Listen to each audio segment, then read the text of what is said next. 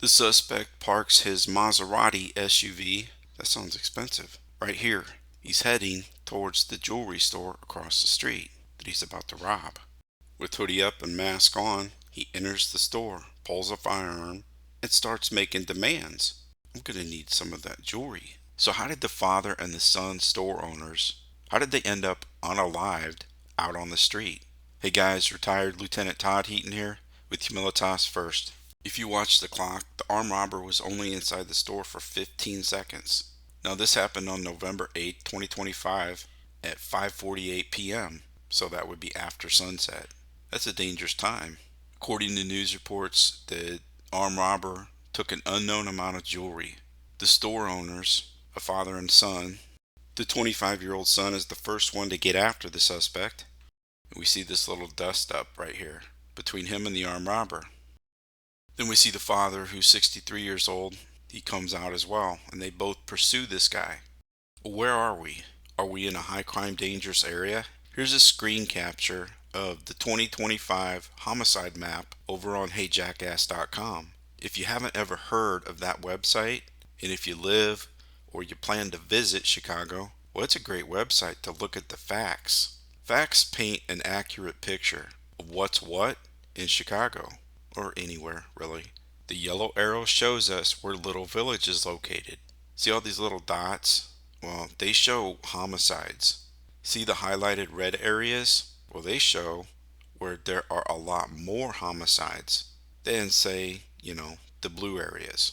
Now, this information isn't merely nice to know, it's need to know. How about our bad guy here? Is he a dangerous man? Well, yeah, of course he is. He walked into a jewelry store, hoodie up, mask on, and pulled out a pistol and started making demands. So if you're in a high crime, dangerous area, after dark, dealing with the dangerous man, don't chase him outside. That is a deadly error. It's not uncommon at this point for me to receive one or two comments on how I should stop victim blaming, stop Monday morning quarterbacking. For the one or the two who might not understand the immense value of after action reviews or tactical debriefs, well, these are solely for the purpose of getting better. Those debriefs, well, they involve humiliations. If you screw up, well, you're expected to show a brutal kind of honesty, have some integrity, humble yourself, lest your brothers in arms do it for you. The goal is to learn from the lessons in blood so that those lessons, they're not lost in vain. Humilitas First strives to teach humility as it applies to avoiding deadly consequences or best practices to decisively win a violent encounter that's unavoidable. And that involves two primary aspects. First, as St. Teresa of Avila once said, humility is the acknowledgement of the truth. Now, that is not our subjective truth or how we might individually desire things to be, but rather its objective reality, how things actually are. So we gain nothing, we learn nothing by making excuses or ignoring facts.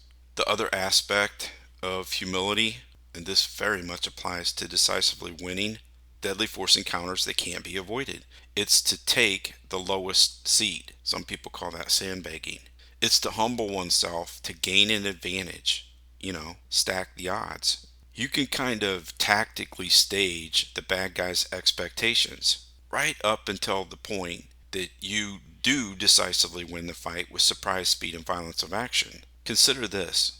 There was a time in our country's history when not only was it permitted to feed bears in our national parks, but it was actually encouraged by park rangers or park staff. Well, they don't do that anymore. Do you want to know why? Well, they had to learn the hard way. Feeding bears, it didn't just make the bears beggars, it turned them into bold, food-motivated aggressors who sometimes killed and ate people. The data, the facts, they were undeniable. By 1970, there was a total ban on feeding bears. There was a campaign launched that said, quote, "A fed bear is a dead bear," end quote. Park officials, they changed the policy because scientific research, again, we're back to facts, and a spike in human injuries proved that feeding bears made them far more aggressive towards people. It conditioned them to see humans as a food source, and in rare but tragic cases, it led to bears killing and partially eating people. Now, it's hard for me to imagine anybody calling out the park rangers for victim blaming. How dare you victim blame? They're not victim blaming. They're just educating based upon lessons learned. Why? So that those lessons they don't get lost in vain.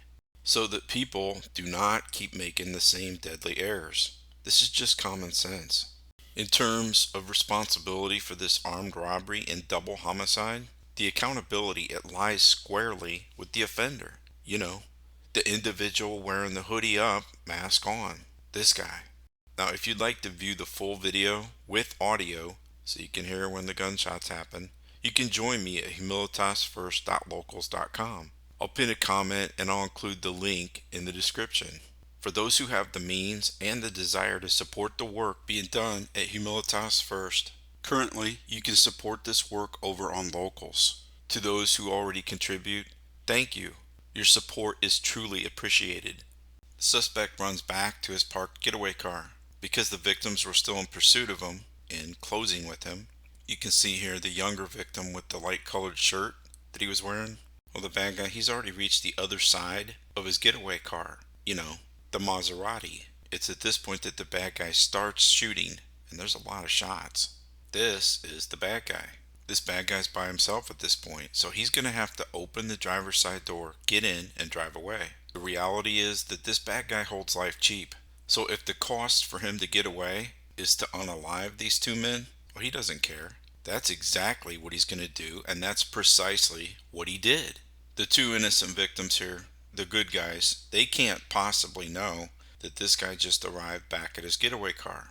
None of us would know that, but that's the reality. I have a question. Why is this guy out robbing businesses if he's driving a Maserati SUV? You know, brand new, that retails for between $69,000 and $120,000. So here's the answer. Based upon my experience in law enforcement, my best guess is that this vehicle is a stolen vehicle used in the commission of all of the crimes that we see here. At this point, I could not find any news stories to indicate that this vehicle was stolen, so I could be wrong. But it's common for unjust criminal aggressors to use a stolen vehicle for crimes like this. So I guess time will tell the tale. Now, I did a little research in effort to find out whether either of these two victims were armed with the firearm. What I found was, according to eyewitness accounts, the suspect gun, well, that was the only gun displayed or used. Supposedly, a family member told CBS News that the younger victim had a license to carry a gun and is usually armed, but it was unclear whether he had the gun on him at the time of the robbery. At the end of the day, this bad guy took property and he fled. To pursue him, to get the property back, remembering that he has a firearm. Do you? And even if you do have a firearm, you're getting into deep water as it relates to the legal battlefield. Now, you don't have to like that, but whether you or I like something or not, it doesn't change reality one iota. There's no shortage of law-abiding, innocent people of goodwill that find themselves having some problems on the legal battlefield when they start chasing people down. Property can be replaced. People cannot be replaced because each one of us are unique, precious, and unrepeatable. If you're confused about how bad guys think, don't be. They hold life cheap. If you stand between them and their attempt to escape accountability for their unjust, immoral, and illegal actions, well, you might find out the hard way. They will end you and they will end yours. So maybe don't go chasing them down the street. Material goods can be replaced,